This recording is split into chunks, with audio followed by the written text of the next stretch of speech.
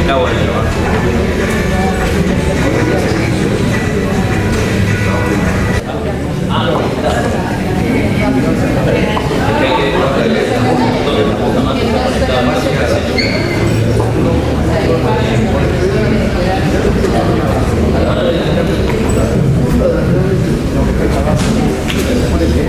Y estando lo acordado por el Consejo Universitario en su sesión de fecha 8 de mayo del 2012, resuelve, artículo único, conferir la distinción académica de doctor honoris causa de la Universidad Ricardo Palma al doctor Carlos Bustamante Monteverde, otorgándole el diploma y la medalla correspondiente para que se le reconozca como tal y se le conceda los privilegios que esta distinción otorga.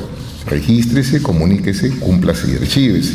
Él, Iván Rodríguez Chávez, rector y presidente del Consejo Universitario; Samuel Gerardo Choque Martínez, secretario general y secretario del Consejo Universitario.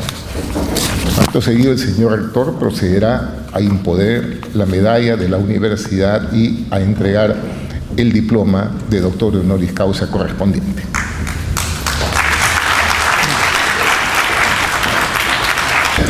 A continuación, tendremos el gusto de escuchar la conferencia del doctor Carlos Bustamante titulada ADN, una molécula singular, avances en los Estados Unidos y en el Perú. Dejo con ustedes al doctor Carlos Bustamante.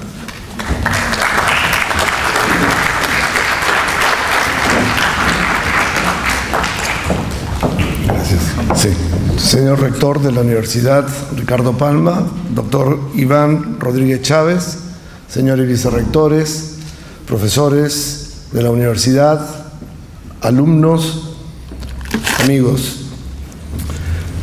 Quiero en primer lugar agradecer de manera muy especial a las autoridades de la Universidad Ricardo Palma por concederme este alto honor como profesor, como doctor honorario de esta casa de estudios.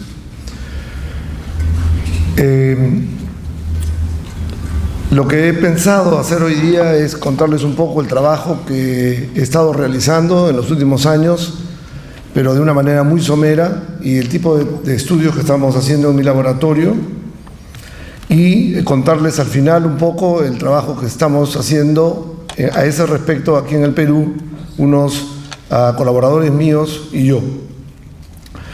Entonces voy a empezar contándoles un poco la historia del trabajo que iniciamos hace muchos años ya en Estados Unidos con lo que llamamos bioquímica y biofísica en cíngulo. Quiero pedir disculpas porque las transparencias están en inglés, pero la conferencia será en castellano. El título en realidad es Bioquímica y Biofísica in Singulo, o sea, en moléculas individuales, singulares, cuando menos significa más. Quiero recordarles, en primer lugar, que todos hemos visto, hemos estado quizás en algún momento en un laboratorio de química, donde hemos estudiado química y sabemos que la forma en que la mayor parte de los estudios de química se llevan a cabo es con asamblea de moléculas. Quiero decir, asamblea es muchas moléculas reaccionando al mismo tiempo con muchas moléculas. Un ejemplo clásico de esta situación la pueden ver ustedes en este video, donde tienen una solución de color rojo a la cual se le agrega una solución sin color, y ustedes ven cómo la solución cambia de color, ¿no? Está cambiando de color porque se produce una reacción de las moléculas y todas las moléculas están reaccionando, y en este caso la propiedad que están mirando es el color, y el color, el cambio de color de la solución les permite seguir la reacción química. En otras palabras, si ustedes dicen, bueno, ¿cuánto color azul se está produciendo como función del tiempo? Ustedes pueden ver que el color azul aumenta, y ese aumento del color azul les da una medida de la velocidad a la cual las moléculas están reaccionando. Pero son muchas moléculas las que están reaccionando simultáneamente.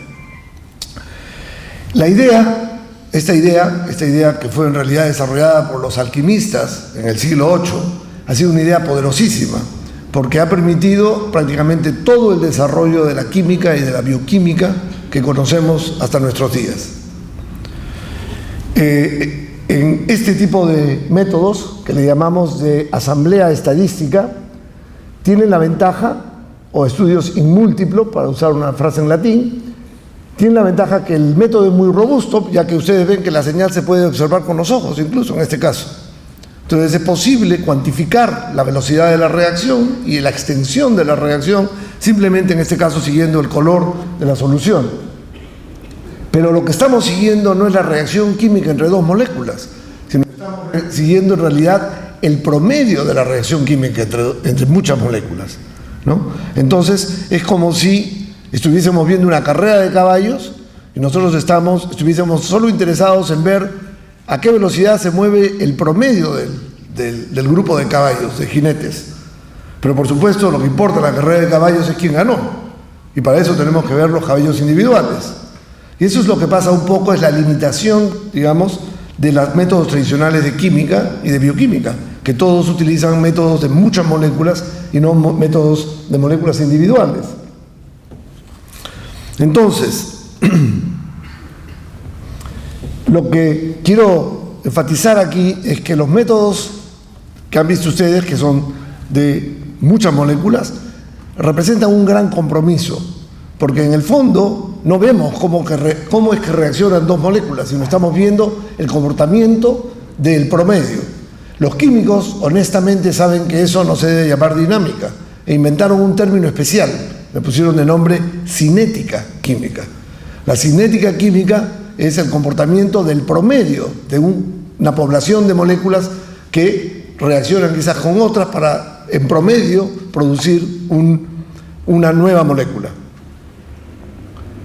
Pero nosotros, en mi laboratorio, estábamos interesados en seguir el comportamiento de moléculas individualmente.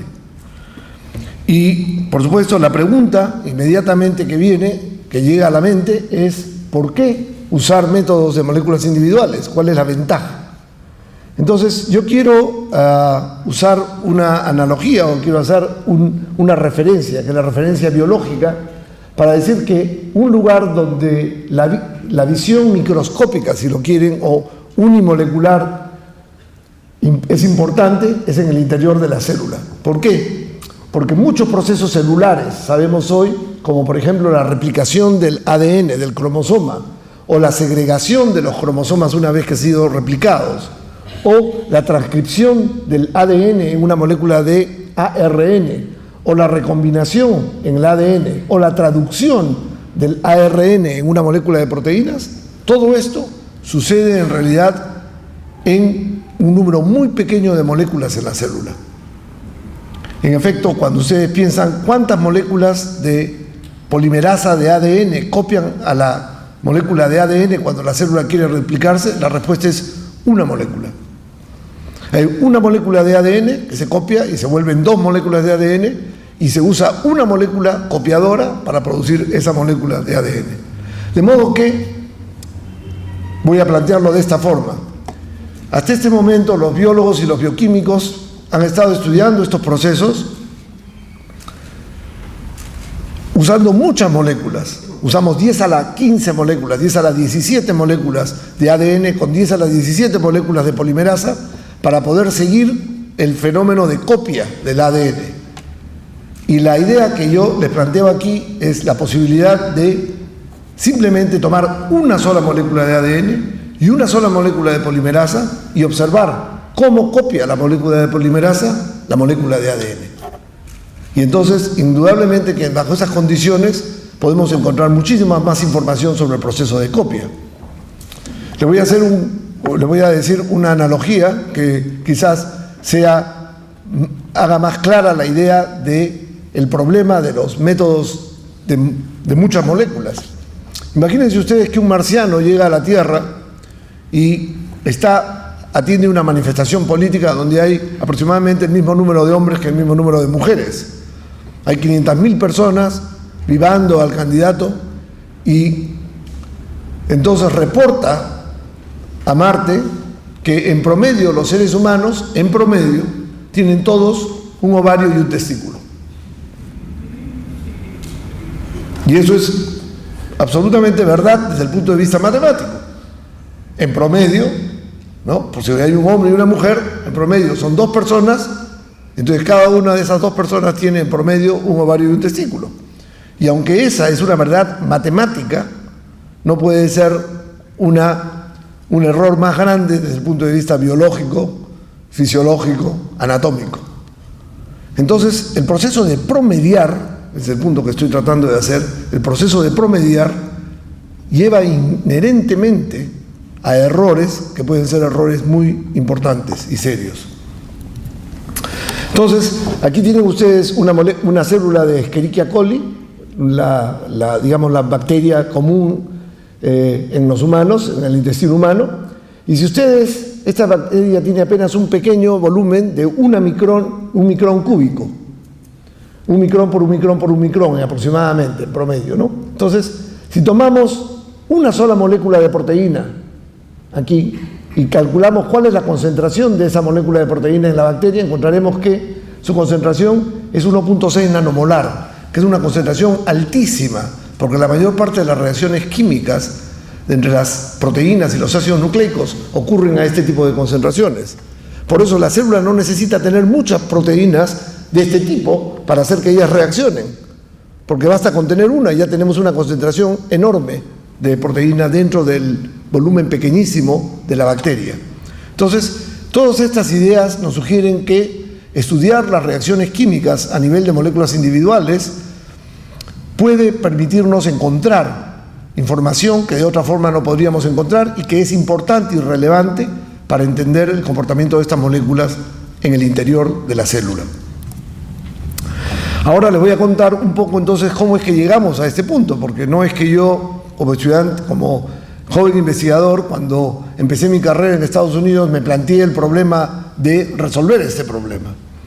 El periplo científico de un investigador es un poco como un movimiento al azar, como si fuésemos una partícula browniana. Creemos que somos dueños de nuestro destino, creemos que somos dueños de nuestra voluntad y que el trabajo que hemos hecho es el producto de nuestra voluntad. Pero en muchos sentidos, el trabajo que uno termina haciendo tiene mucho que ver con condiciones aleatorias, con llegar al camino donde hay una bifurcación y el que tomamos la decisión de ir por la izquierda en vez de ir por la derecha, o ir por el medio en vez de ir por la izquierda, y así sucesivamente, y esas decisiones que no son completamente racionales terminan determinando cuál es el trabajo que uno va a hacer en el futuro. En el año 1987 estaba yo en la Universidad de Nuevo México, en el estado de Nuevo México, estudiando un problema que nos pareció interesante: cómo se mueven las moléculas de ADN dentro de un gel cuando uno aplica un campo eléctrico. Esta técnica, que se llama electroforesis, como su nombre lo indica, es el movimiento de las moléculas por la aplicación de un campo eléctrico.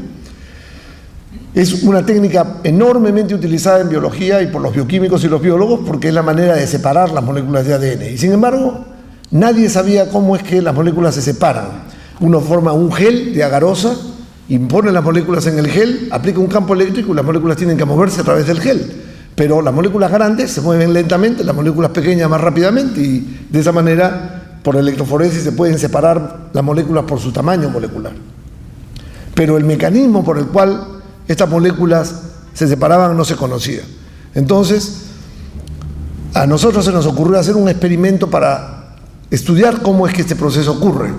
E hicimos un experimento microscópico. Agarramos moléculas de ADN, a las cuales las habíamos teñido con una sustancia fluorescente, y las mezclamos con el gel de agarosa y las colocamos entre un portaobjetos y un cubreobjetos. Este portaobjeto y cubreobjeto luego lo sellamos con esmalte de uña, que siempre es muy bueno tener en el laboratorio para muchas cosas, y teníamos ahora que el gel se endureció entre las dos placas de vidrio, el portaobjetos y el cubreobjetos, y luego pudimos poner dos electrodos pequeñitos a ambos lados del cubreobjetos y aplicamos un campo eléctrico. Luego colocamos la placa debajo del microscopio y lo que vimos fue lo que van a ver en esta película. Lo que van a ver son moléculas de ADN individualmente que se están moviendo a través del gel y que demuestran el mecanismo por el cual estas moléculas reptan a través de los poros del gel para acercarse al electrodo positivo, dado que las moléculas de ADN están cargadas negativamente. Entonces, esto lo van a ver acá. Esto es tiempo real. Miren ustedes cómo la molécula está aquí, le extiende los dos extremos, pero uno de los extremos es más grande y gana.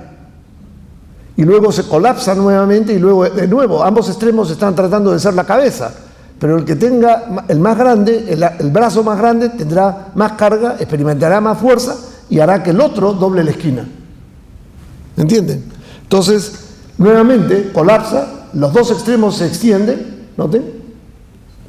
Los dos extremos se extienden y uno de ellos jala al otro extremo y lo hace doblar la esquina, pero noten que cuando dobla la esquina, ese extremo se comporta como un elástico, es tremendamente elástico, ¿no? Entonces, esa elasticidad, que la van a ver una vez más aquí, ¿bien? Toin, ¿no? Así, como si fuera un elástico, de una banda elástica, esa elasticidad nos llamó la atención enormemente, porque aunque uno puede decir que las moléculas de ADN deben ser elásticas, hasta que uno no las ve directamente. Este fue el primer experimento de su tipo que permitía ver las moléculas individualmente en tiempo real, moléculas de ADN moviéndose en el gel.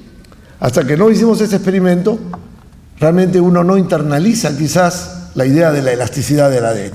Entonces, inmediatamente después de esto, se nos ocurrió la idea obvia. La idea obvia era: podemos agarrar una sola molécula de ADN de los extremos y tirar de esta molécula de ADN. Y entonces la idea se perfeccionó y entonces dijimos: ¿cuánta fuerza necesitamos aplicar a los extremos de la molécula de ADN, de una sola molécula de ADN, para que la molécula se extienda a una determinada cantidad? Entonces, en otras palabras, estudiar la elasticidad del ADN. Y se nos ocurrió hacer un experimento de este tipo. Tenemos una pipeta, una micropipeta que tiene por succión una bolita de plástico de 1 micrón de radio, y ahí pegamos un extremo del ADN y el otro extremo del ADN lo pegamos a otra bolita y aplicamos fuerza a esta bolita y medimos cuánta fuerza tenemos que aplicar para extender la molécula una determinada cantidad X, ¿no? Esa es la elasticidad, un estudio de elasticidad. Bueno, resulta que a nadie se le había ocurrido hacer este experimento y que pudimos aplicar y utilizar esta técnica que se llama pinzas ópticas. Las pinzas ópticas no es nada más que el rayo láser que tengo en la mano, este rayo láser que ustedes ven acá verde. Si yo lo colimo, si lo hago pasar a través de un objetivo, de una lente, puedo formar un punto muy concentrado de luz, y este punto muy concentrado de luz tiene la propiedad que atrae a la materia. De modo que si un objeto se encuentra cerca de este rayo de luz, donde está el punto de luz, inmediatamente luego de que se acerca al rayo de luz, es atrapado por el rayo de luz. Y como ya está atrapado por el rayo de luz, si ahora yo muevo el rayo de luz, lo que ustedes encuentran es que el objeto atrapado se mueve con el rayo de luz. Eso es una cosa muy importante porque nos permite manipular la materia con luz. En otras palabras, yo puedo agarrar un objeto que está acá y puedo moverlo y ponerlo acá, utilizando simplemente un rayo de luz.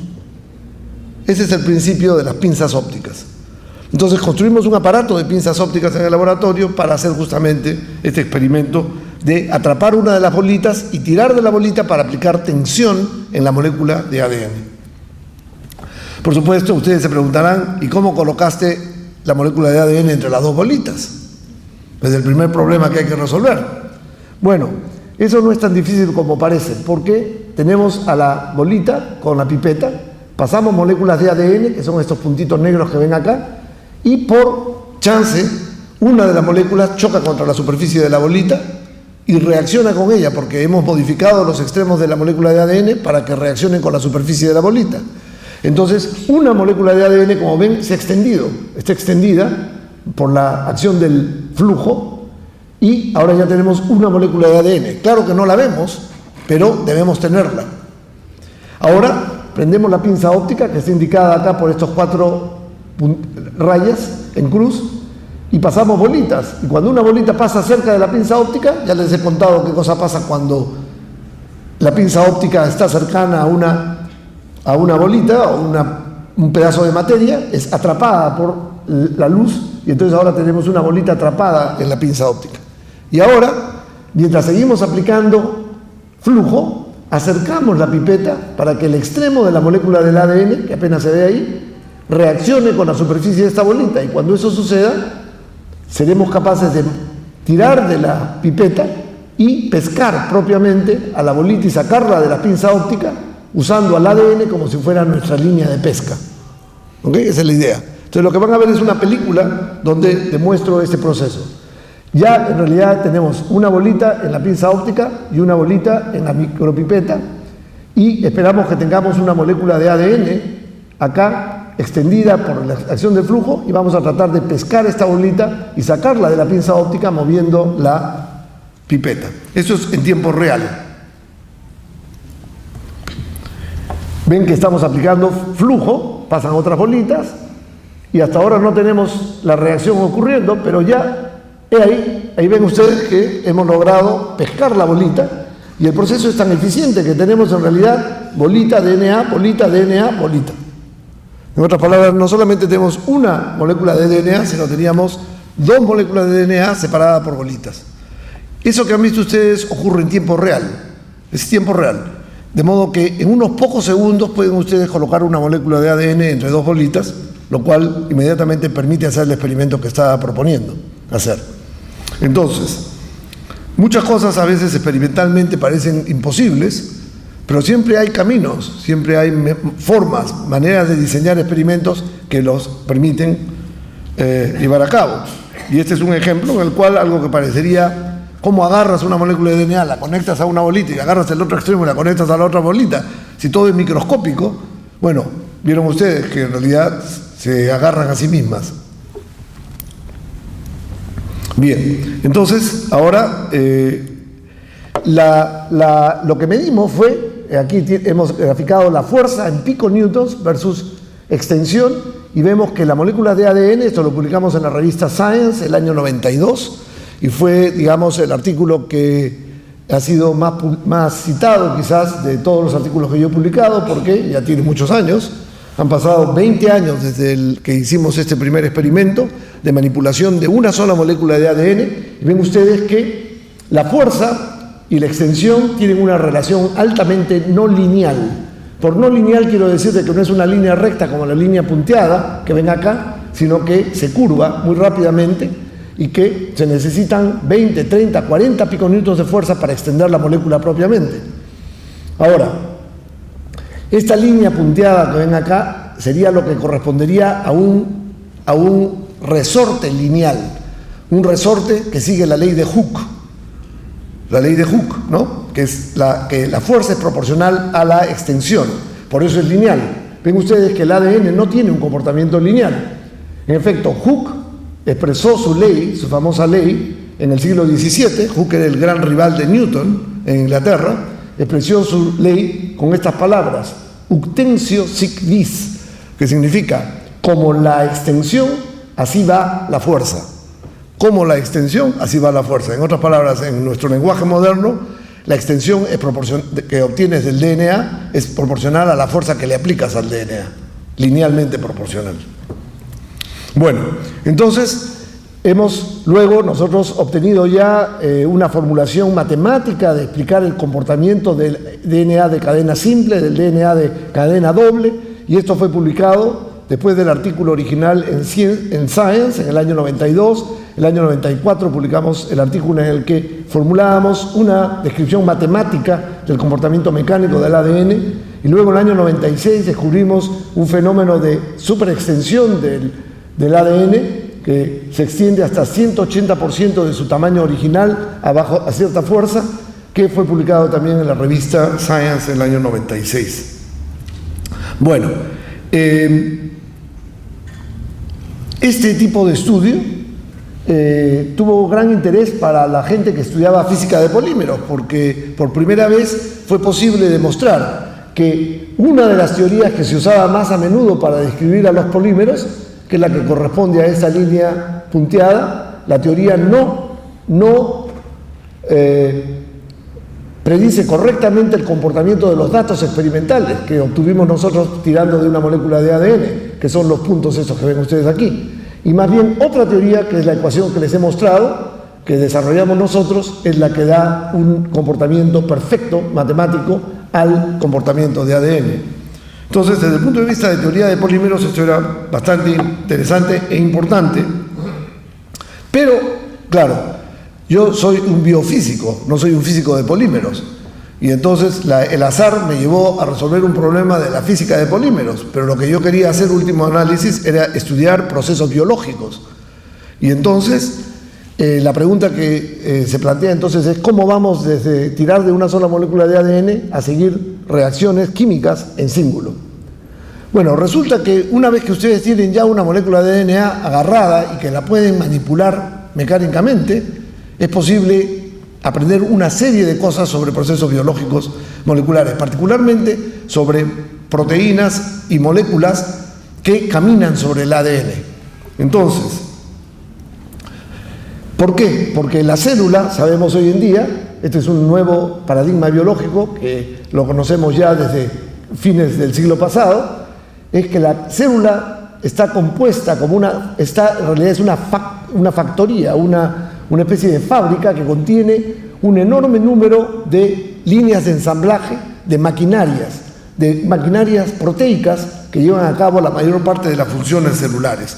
Funciones como replicación, transcripción, traducción, translocación, recombinación, etcétera, son llevadas a cabo por máquinas moleculares, celulares, que es el nombre que reciben, y muchos de ellos funcionan como motores moleculares. Entonces, esta técnica que les he enseñado, de poder manipular una sola molécula de DNA, nos permite estudiar estas máquinas moleculares. Aquí está la máquina molecular de replicación del ADN, o el replisoma, y aquí está la máquina que transcribe el DNA, ¿no? Que es el sistema de transcripción basal de la célula. Entonces, es posible hoy en día hacer lo siguiente. Esta máquina proteica llamada RNA polimerasa se une al ADN en el promotor y empieza a caminar sobre el ADN, copiando la molécula de ADN en un facsímil que se llama molécula de ARN o ARN mensajero. Entonces, este proceso que se llama transcripción la podemos seguir a nivel de moléculas individuales si podemos agarrar al DNA de un lado y agarrar a la proteína del otro lado y añadirle los compuestos químicos necesarios, los nucleótidos, para que la síntesis se lleve a cabo. Entonces, aquí está el experimento. En una bolita agarramos a la proteína de la espalda. Agarramos de la espalda. Esta proteína, que es la RNA polimerasa, está ya lista para copiar la molécula de ADN y quiere caminar en la dirección a la otra bolita que está en estas otras pinzas ópticas. Cada una de las bolitas está en una pinza óptica, atrapada en una pinza óptica. Le agregamos los nucleótidos y esta proteína va a querer caminar en esta dirección para transcribir al ADN y hacer una copia del RNA. Pero como está agarrada por la espalda a una de las bolitas, lo que va a hacer es va a tirar de la molécula de ADN para poder copiarla, para pasar a la molécula de ADN a través de ella. Y eso va a hacer que la distancia entre las bolitas se acerque. Y nosotros podemos medir la distancia entre las bolitas con precisión de Armstrongs, con las pinzas ópticas. Entonces, conforme la transcripción va ocurriendo y la molécula va tirando de la molécula de ADN para transcribir el DNA, las bolitas se van acercando y nosotros podemos hacer un gráfico del acercamiento de las bolitas en el tiempo. Y lo que ven ustedes acá es exactamente una traza de cómo la polimerasa empieza a acercar las bolitas y de repente se detiene por un rato. Y luego empieza nuevamente y se detiene por un rato y luego empieza nuevamente. Esta dinámica que ven ustedes acá no se conocía y no se había podido ver. Ahora sabemos que estas pausas que hace la polimerasa, que están acá marcadas en rojo, son esenciales para la regulación de la transcripción. Porque durante estas pausas es que otros factores vienen y se unen a la polimerasa y le dicen acelere o hágase más lento para que la célula pueda regular la síntesis del ARN. Pero podemos hacer otros experimentos. Ya hemos perdido el miedo, podemos ver moléculas individuales, podemos agarrar una polimerasa que está libre y que está copiando al ADN en una molécula de ARN y en vez de agarrarla, lo único que agarramos es la molécula de ADN y le colocamos una bolita al costado y se la pegamos a la polimerasa. Y luego, como la polimerasa tiene que transcribir, vamos a ver la bolita moviéndose. Pero la polimerasa sigue a la doble hélice del ADN. Entonces lo que vamos a ver es que la bolita tiene que dar vuelta conforme transcribe al ADN. Y eso es lo que van a ver en esta película. Noten ustedes que en efecto la bolita del medio está dando vueltas. Está dando vueltas porque la polimerasa está transcribiendo el ADN y está siguiendo la doble hélice del ADN. Entonces, siguiendo el ángulo rotacional de la bolita del medio, podemos seguir el proceso de transcripción y el proceso de rotación de la molécula de polimerasa alrededor del ADN en tiempo real, ¿no? Bueno, podemos ver qué pasa con la polimerasa cuando llega a un nucleosoma. El nucleosoma es una barrera mecánica que no deja pasar a la polimerasa. Esto fue publicado en la revista Science el año 2009 y acabamos de enviar un artículo a la revista Cell donde hemos completado el análisis de la dinámica de qué pasa. ¿Qué pasa cuando la polimerasa se encuentra con el nucleosoma y trata de pasar a través del nucleosoma? Todo este proceso es un proceso fascinante realmente, que está altamente controlado en la célula y que se puede estudiar ahora a nivel de moléculas individuales. Podemos agarrar, esta es una carátula que salió, es un artículo que publicamos en la revista Nature y que salió en la carátula de la revista Nature el año 2009, en el que agarramos una molécula de ARN mensajero que formaba una horquilla, como ven ustedes acá, y le colocamos un ribosoma. Y entonces podíamos seguir qué pasa cuando el ribosoma empieza a traducir la molécula de ARN en una molécula de proteína. Y entonces lo que va a pasar es que va a ir abriendo esta horquilla de ARN y conforme se abre, la molécula se va a ir haciendo más larga y las pinzas ópticas, que están indicadas acá de manera gráfica como dos pinzas propiamente, se van a ir separando y esa separación nos permite seguir el proceso de traducción en tiempo real por un solo ribosoma. Y eso es lo que van a ver aquí. Este es el experimento. Las dos bolitas agarrando al extremo de la horquilla. Acá está el ribosoma para traducir el ARN tiene que entrar y abrir la horquilla. Al abrirse la horquilla, indudablemente que la molécula se va haciendo cada vez más larga, estos brazos se van alargando y al alargarse hace que la distancia entre las bolitas crezca, que es lo que ustedes pueden ver en esta película.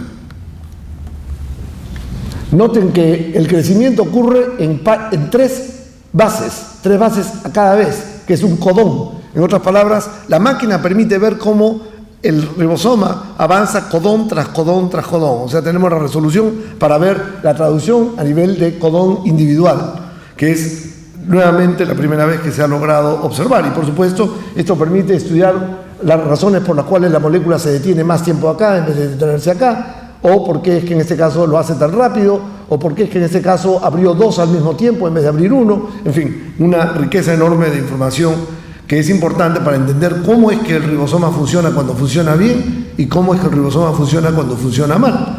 Podemos jugar aquí, podemos determinar cuál es la fuerza con la cual el ribosoma se mueve o genera cuando traduce una molécula de RNA. Agarramos al ribosoma de la espalda en esta vez y al mensajero al cual va a traducir lo agarramos del otro extremo y aplicamos tensión. Si queremos que el ribosoma tenga más dificultad en traducir, aumentamos la tensión entre las bolitas externamente, o si queremos ayudar al ribosoma, bajamos la tensión y hacemos que le sea más fácil caminar y tirar de esta otra bolita en la pinza óptica. Y en efecto, ustedes pueden ver aquí que es estricto el movimiento en tres pares de bases. Esto está separado por tres bases, o sea, cada uno es un codón. Miren ustedes cómo el ribosoma está moviéndose codón por codón. Tres nucleótidos, que es como está codificada la información genética en el mensajero. Bueno, podemos medir cómo responde a la tensión que les estaba, a la fuerza que se opone, podemos aumentar la fuerza y ven que el ribosoma, en efecto, cuando ustedes aumentan la tensión contra la cual tienen que trabajar para poder moverse, como les he indicado, disminuye su velocidad de traducción y eventualmente se detiene aproximadamente a una fuerza de 12 piconewtons. En otras palabras, que el ribosoma no puede trabajar contra una fuerza mayor de 12 piconewtons y eso tiene una serie de resultados importantes que los acabamos de enviar a publicarlo a la revista Nature, porque implica que hay un proceso de regulación importante en la célula debido a la fuerza que se opone a que el ribosoma pueda llevar a cabo la traducción. Y entonces, este es el tipo de trabajo que hacemos en mi laboratorio. Es un tipo de trabajo de ciencia fundamental, si lo quieren, ciencia básica, pero es el tipo de trabajo que yo creo que constituye la pirámide del trabajo científico en toda universidad. En el Perú tenemos, yo oigo muchas voces en el que hay una confusión. La gente cree que la ciencia que debe hacerse en el Perú es ciencia aplicada. Y eso en realidad es verdad que debe hacerse siempre aplicada, pero eso no debe quedar en desmedro de la ciencia fundamental, porque el proceso de ciencia aplicada y ciencia fundamental es un continuo. Es un continuo en el cual yo estoy estudiando un problema, como por ejemplo la polimerasa, que les acabo de mostrar. La polimerasa es una molécula que es la diana contra la cual se desarrollan antibióticos para detener enfermedades como la tuberculosis, por ejemplo. Entonces, si yo entiendo cómo funciona la polimerasa a nivel de molécula individual, puedo entender mejor cómo diseñar drogas, eventualmente, que puedan bloquear a la polimerasa de la bacteria y que no bloqueen a la polimerasa de los seres humanos y usarlos de esa manera como nuevas formas de antibióticos. Pero para poder hacer eso, ya pasó la época en la que un químico encontraba de manera completamente aleatoria, al azar, azarosa, una sustancia química que resolvía el problema de un flagelo de la humanidad. Hoy en día, la gran tecnología farmacéutica requiere de conocimientos de biología molecular para diseñar drogas, para poder destruir o atacar a ciertas enzimas, como la enzima, por ejemplo, la replicasa inversa del virus de la inmunodeficiencia humana. Eso ha sido desarrollado porque conocíamos la estructura de la replicasa inversa y porque pudieron diseñar una molécula que bloqueara la replicasa inversa. No porque alguien estaba probando sustancias químicas hasta que encontró una que funcionaba. Entonces, tenemos que tener la idea clara de que la ciencia es en realidad un continuum y que el Perú necesita colocarse en una posición de ventaja con respecto al resto de países de Latinoamérica si quiere darle sostenibilidad en todos los campos. No estoy hablando solo de la biología, estoy hablando de la física, de la química de catálisis heterogénea, de la biología molecular, por supuesto, de los marcadores genéticos para la calidad del pelo de la alpaca y cosas de ese tipo. Entonces, tenemos que prepararnos para poder recibir el reto de una economía creciente. Y la única manera de hacerlo es crear en nuestras universidades centros de investigación de alto nivel. Entonces, yo he pensado, como lo dijo Modesto, que una manera de hacerlo es que los científicos peruanos que nos tuvimos que ir y que no pudimos regresar, regresen al Perú, pero no regresen y decirle, bueno, véngase al Perú a trabajar, porque indudablemente yo me fui hace 37 años, he hecho mi vida en Estados Unidos, mis hijos nacieron allá, y no va a ser fácil que yo me pueda venir acá al Perú y deje todo lo que he construido allá. Pero lo que sí es posible es que yo pueda construir un laboratorio gemelo al mío, entrene a un peruano en la Universidad de Berkeley y ese peruano regrese y entre a trabajar, como lo ha hecho, a la Universidad Peruana Cayetano Heredia, y ahora tenemos un laboratorio gemelo de moléculas individuales, de visualización y manipulación de moléculas individuales, en el que están trabajando 8 estudiantes. Hemos recibido un grant del NIH, de los Institutos Nacionales de Salud de los Estados Unidos, y con eso estamos manteniendo este laboratorio, sosteniendo este laboratorio. Pero necesitamos el apoyo también de las fuentes de financiamiento peruanas. Y necesitamos que el gobierno entienda que no hay nada especial conmigo. Yo lo hice porque pensé que podía hacerlo. Y además tengo una beca del Howard Hughes Medical Institute que me permite tener suficientes fondos como para crear un laboratorio en el Perú. Pero muchos profesores peruanos que están en Harvard, como Tomás Kirchhausen, o en Johns Hopkins, como Ernesto Freire, o en la Universidad de Texas, como Javier Navarro, para mencionar, o a Fernando Ponce, que es físico y está en la Universidad de Arizona, todos estos peruanos estarían dispuestos a hacer lo mismo si es que el gobierno estuviese dispuesto a decir, bueno, no hemos perdido la batalla, no es que no vamos a seguir lamentando por la fuga de talentos, sino que ahora que ya están colocados en buenas universidades, les vamos a dar financiamiento para que puedan crear laboratorios gemelos a los suyos propios en el Perú. Y lo que era una derrota, lo que era motivo de lamentaciones en innumerables artículos editoriales en El Comercio y en otros diarios, se puede transformar en una victoria, en la cual podemos hacer de cuenta que en realidad fue todo planeado, que todo fue parte de un bien diseñado, una diseñada estrategia de parte del gobierno peruano para infiltrar al primer mundo y ahora hacernos de toda esta información tecnológica aquí en el Perú. ¿Cuál es la diferencia entre las dos narrativas? La única diferencia es que si no hacemos nada, será fuga de talentos. Si hoy en día el gobierno actual está dispuesto a invertir para que los peruanos que no pudimos regresar, no que no quisimos regresar, que no pudimos regresar, puedan ayudar al Perú de esta forma, entonces la diferencia es que podemos transformar la derrota en una victoria. Y la diferencia es simplemente que el gobierno lo haga, que el gobierno esté dispuesto a dar la fuente de financiamiento. Esta es la Universidad de California en Berkeley, donde yo trabajo.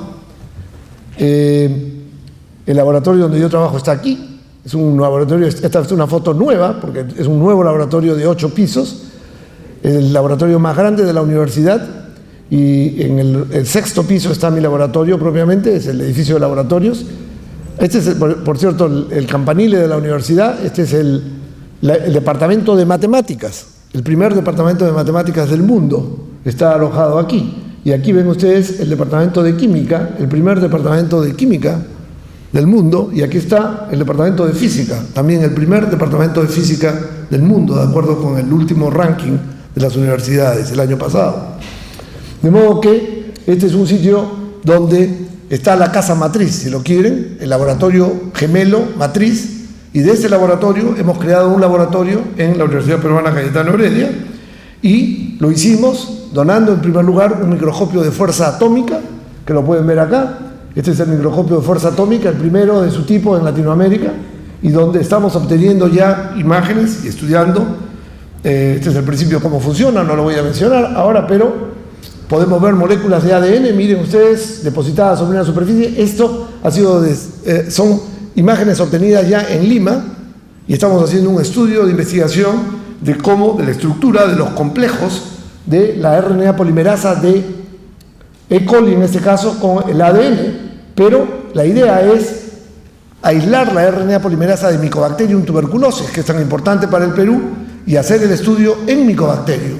Entonces pueden ver que podemos hacer estudios de ciencia fundamental y al mismo tiempo de ciencia, si ustedes quieren llamarla, aplicada, porque indudablemente entender a la Mycobacterium tuberculosis, a la polimerasa del bacilo de Koch, tiene gran interés e importancia de tipo biomédica para el Perú, ¿no? Y se puede hacer al mismo tiempo. No hay que separar y decir, no, a usted no le damos dinero porque está haciendo ciencia pura, que es una tontería, realmente es una tontería. Eso solo lo puede decir una persona que no ha hecho nunca, que no ha agarrado un tubo de ensayo. Entonces, aquí le muestro una fotografía del aparato de pinzas ópticas que hemos construido en Berkeley, que fue comprado por la Universidad Cayetano Heredia y está aquí ya instalado en los laboratorios de la Universidad Cayetano Heredia. Y ven ustedes las trazas de la RNA polimerasa que les enseñé, obtenidas en Lima. Y estamos estudiando y tenemos ya resultados que pronto vamos a poder publicar aquí desde el Perú, desde nuestro país. Este, por cierto, es el primer aparato de pinzas ópticas en Latinoamérica. De hecho, tenemos proyectos de interacción y de colaboración con Chile y con Argentina. En el Instituto Leluar vienen a Lima para usar el aparato de pinzas ópticas en Lima, y nosotros los recibimos acá en Lima y les permitimos usar el aparato. Y desde Santiago de Chile vienen también colegas, amigos que vienen a trabajar con las pinzas ópticas que están en Lima, justamente porque tenemos las pinzas ópticas y este punto de avanzada, digamos, aquí en el Perú, ¿no? Bueno, aquí es una foto de los chicos que están ya trabajando en el laboratorio de moléculas individuales.